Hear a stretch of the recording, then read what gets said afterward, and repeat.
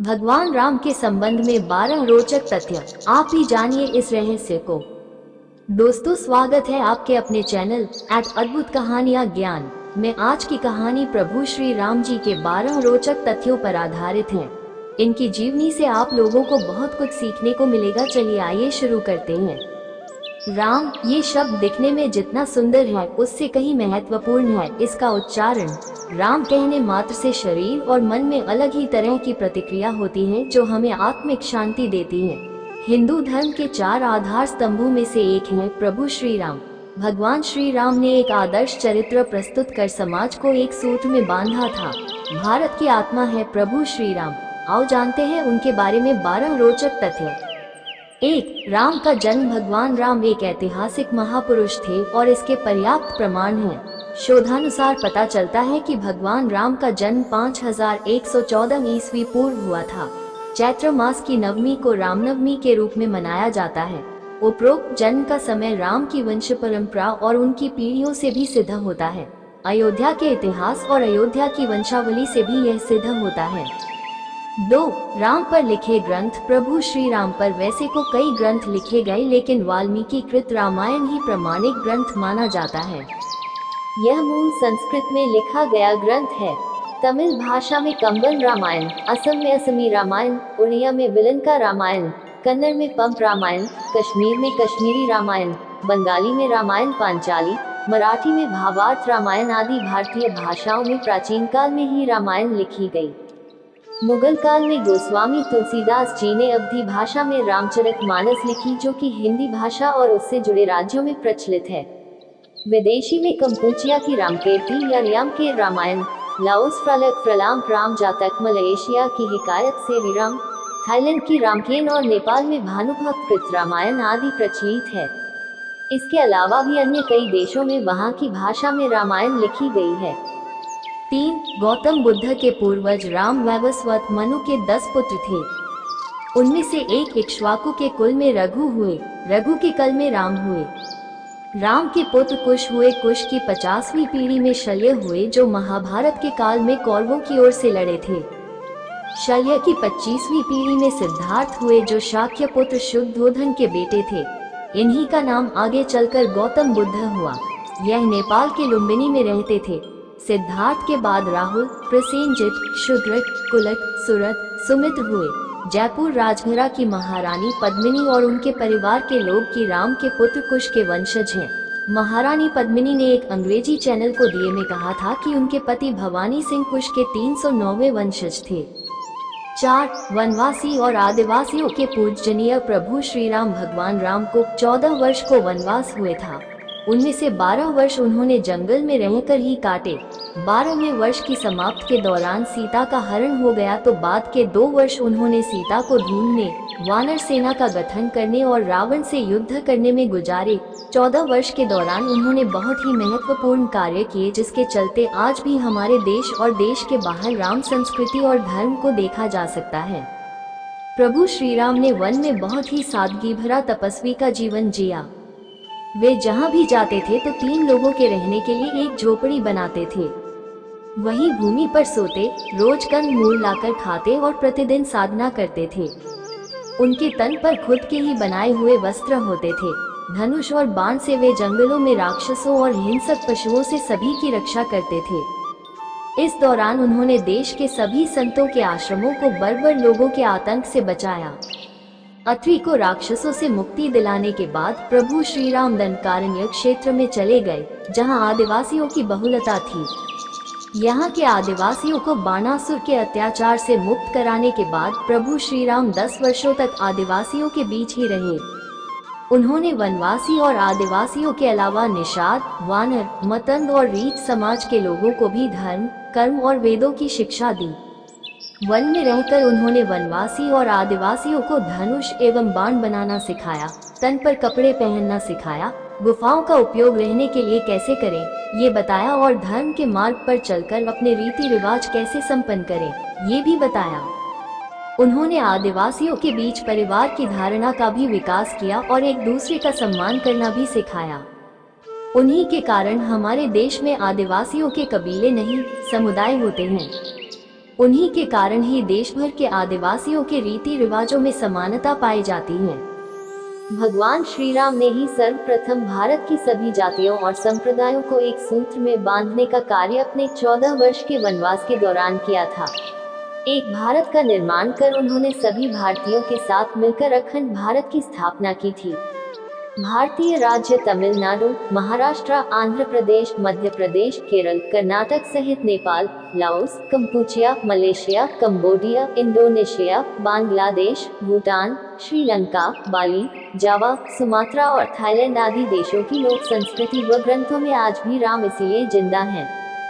5. शिवलिंग और सेतु बनवाया। 14 वर्ष के वनवास में से अंतिम 2 वर्ष प्रभु श्री राम दंडकारण्य के वन से निकलकर सीता माता की खोज में देश के अन्य जंगलों में भ्रमण करने लगे और वहां उनका सामना देश की अन्य कई जातियों और वनवासियों से हुआ। उन्होंने कई जातियों को इकट्ठा करके एक सेना का गठन किया और वे लन की ओर चल पड़े। श्री राम की सेना ने रामेश्वरम की ओर कूच किया। महाकाव्य रामायण के अनुसार भगवान श्री राम ने लंका पर चढ़ाई करने के पहले यहाँ भगवान शिव की पूजा की थी। रामेश्वरम का शिवलिंग श्री राम द्वारा स्थापित शिवलिंग है। इसके बाद प्रभु श्री राम ने नल और नील के माध्यम से विश्व का पहला सेतु बनवाया था और वह भी समुद्र के ऊपर। आज उसे राम सेतु कहते हैं, जबकि राम ने इस सेतु का नाम नल सेतु रखा था। 6. रामायण के सबूत। जाने माने इतिहासकार और पुरातत्व शास्त्री अनुसंधानकर्ता डॉक्टर राम अवतार ने श्री राम और सीता के जीवन की घटनाओं से जुड़े ऐसे 200 से भी अधिक स्थानों का पता लगाया है, जहां आज भी तत्संबंधी स्मारक स्थल विद्यमान हैं, जहां श्री राम और सीता रुके या रहे थे। वहां के स्मारकों, भित्ति चित्रों, गुफाओं आदि स्थानों के समय काल की जांच पड़ताल वैज्ञानिक तरीकों से की। इन स्थानों में से प्रमुख के नाम है सरयू और तमसा नदी के पास के स्थान, प्रयागराज के पास श्रृंगवीरपुर तीर्थ, सिंगरौर में गंगा पार पुरई गांव, प्रयागराज, चित्रकूट, मप्र, सतना, मप्र, दंडकारण्य के कई स्थान, पंचवटी, नासिक, सर्वतीर्थ, पर्णशाला, तुंगभद्रा, शबरी का आश्रम, ऋषमुख पर्वत, कोडीकरई, रामेश्वरम, धनुषकोडी, रामसेतु और नुवारा एलिया पर्वत श्रृंखला। 7. रामायण के प्रमाण। श्री वाल्मीकि ने रामायण की संरचना श्री राम के राज्याभिषेक के बाद वर्ष 5075 ईपू के आसपास की होगी। 1. 4/1-2 श्रुति स्मृति की प्रथा के माध्यम से पीढ़ी दर पीढ़ी परिचालित रहने के बाद वर्ष 1000 ईपू के आसपास इसको लिखित रूप दिया गया होगा। इस निष्कर्ष के बहुत से प्रमाण मिलते हैं। रामायण की कहानी के संदर्भ निम्नलिखित रूप में उपलब्ध हैं। कौटिल्य का अर्थशास्त्र 4वीं शताब्दी ईपू। बौद्ध साहित्य में दशरथ जातक 3वीं शताब्दी ईपू। कौशाम्बी में खुदाई में मिली टेराकोटा पक्की मिट्टी की मूर्तियां 2वीं शताब्दी ईपू। नागार्जुनकोंडा आंध्र प्रदेश में खुदाई में मिले स्टोन पैनल 3वीं शताब्दी। नचारखेड़ा हरियाणा में मिले टेराकोटा पैनल 4वीं शताब्दी। श्रीलंका के प्रसिद्ध कवि कुमार दास की काव्य रचना जानकी हरण 7वीं शताब्दी आदि। 8. ऐसा था राम का काल। राम के काल में नदी में नाव और पोत चलते थे। इसी काल में कुछ लोगों के पास विमान भी होते थे, जिसमें 4 से 6 लोग बैठकर यात्रा कर सकते थे। रामायण के अनुसार रावण के पास वायुयानों के साथ ही कई समुद्र जलपोत भी थे। रामायण काल में शतरंज खेला जाता था। इस खेल का आविष्कार लंका के राजा रावण की रानी मंदोदरी ने किया था। तब इसे चतुरंग कहा जाता था। ये भी कहा जाता है कि राम के काल में पतंग भी उड़ाई जाती थी। राम रावण युद्ध केवल धनुष बाण और गदा भाला जैसे अस्त्रों तक सीमित नहीं था। कहते हैं कि युद्ध के दौरान राम सेना पर सद्धासुर ने ऐसा विकट अस्त्र छोड़ा जिससे सुवल पर्वत की चोटी को सागर में गिराते हुए सीधे दक्षिण भारत के गिरि को भी समुद्र में गिरा दिया था। सद्धासुर का अंत करने के लिए बिजली के आविष्कारक मुनि अगस्त्य ने सद्धासुर के ऊपर ब्रह्मास्त्र छुड़वाया था, जिससे सद्धासुर और अनेक सैनिक तो मारे ही गए, लंका के शिव मंदिर भी विस्फोट के साथ ढहकर समुद्र में गिर गए थे। इसी तरह उस काल में दूरबीन भी होता था। राम को अग्निवेश ने एक विशिष्ट कांच दिया था, जो संभवतः दूरबीन था। इसी दूरबीन से राम ने लंका के द्वार पर लगे दारूपंच अस्त्र को देखा और प्रक्षेपास्त्र छोड़कर नष्ट कर दिया था। राम और रावण की सेनाओं के पास भूशुंडियां बंदूकें थी। कुछ सैनिकों के पास स्वचालित भूशुंडियां भी थी। अगस्त्य ने राम के हितार्थ शंकर से अजगव धनुष मांगा था। इस धनुष की व्याख्या करते हुए श्री शाही लंकेश्वर में लिखते हैं, चाप अभी बंदूक के घोड़े ट्रिगर के लिए उपयोग में लाया जाता है। चाप ट्रिगर का ही पर्यायवाची होकर अजगव धनुष है।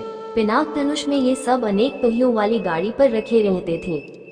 तब चाप चढ़ाने अथवा घोड़ा ट्रिगर दबाने से भन्य कर विस्फोट करते हुए शत्रुओं का विनाश करते थे। इसके अलावा दूरभाष की तरह उस युग में दूर नियंत्रण यंत्र था जिसे मधुमक्खी कहा जाता था। विभीषण को लंका से निष्कासित कर दिया था, तब वह लंका से प्रयाण करते समय मधुमक्खी और दर्पण यंत्रों के अलावा अपने 4 विश्वसनीय मंत्री अनल, पनस, संपाति और प्रभाति को भी राम की शरण में ले गया था। राम के काल में सभी लोग बहुत ही नैतिक और सभ्य थे। सभी मर्यादा में रहकर जीवन यापन करते थे। अधिकतर लोगों को वेद का ज्ञान था। 9. रामायण काल के ये लोग आज भी जिंदा हैं। आपको ये जानकर आश्चर्य होगा कि रामायण काल के 3 लोग आज भी जिंदा हैं। एक का नाम है हनुमान, जामवंत और विभीषण। इनके काल के पूर्व के 2 लोग भी आज तक जिंदा हैं। उनके नाम है विरोचन पुत्र महाबली और जमदग्नि के पुत्र परशुराम। 10. श्री राम की बहन। श्री राम की 2 बहनें भी थी, एक शांता और दूसरी कुकबी। हम यहाँ आपको शांता के बारे में बताएंगे। दक्षिण भारत की रामायण के अनुसार श्री राम की बहन का नाम शांता था, जो 4 भाइयों से बड़ी थी। शांता राजा दशरथ और कौशल्या की पुत्री थी, लेकिन पैदा होने के कुछ वर्षों बाद कुछ कारणों से राजा दशरथ ने शांता को अंदेश के राजा रोमपद को दे दिया था।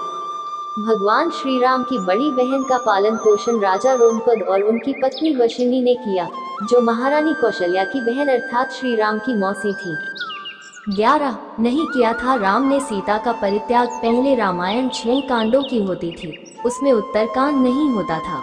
फिर बौद्ध काल में उसमें राम और सीता के बारे में सच झूठ लिखकर उत्तरकांड जोड़ दिया गया।